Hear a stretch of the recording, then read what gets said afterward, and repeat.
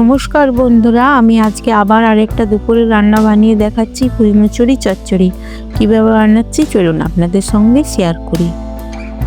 কড়াই বসিয়ে দিয়েছি, কড়াইয়ের মধ্যে সর্ষের তেল দিলাম, কাঁচা লঙ্কা দিয়ে দিলাম, এরপরে সর্ষে দিয়ে দিলাম, গোটা সর্ষে ফোড়নের জন্য। পুঁই মুচুরি, কুমড়ো, আলু কেটে রেখেছি, এরপরে কড়াইয়ের মধ্যে দিয়ে দিচ্ছি। এরপরে দেখুন আদাটা ঘষে রেখেছিলাম, দিয়ে দিলাম। সর্ষে পোস্তর পেস্টটা দিয়ে দিলাম, এরপরে জিরে গুঁড়ো দিলাম, হলুদ গুঁড়ো দিলাম, চিনি দিয়ে দিলাম, নুন দিয়ে দিলাম স্বাদ অনুযায়ী। এরপর খুন্তির সাহায্যে ভালো করে নেড়ে চেড়ে নিচ্ছি সব মশলাগুলো। এই পুঁই মুচুরিটা আমার ছাদেই হয়েছে, টুকটাক জিনিস আমি ছাদে লাগাই। জল দিয়ে দিলাম, এরপরে ঢাকা দিয়ে দিলাম।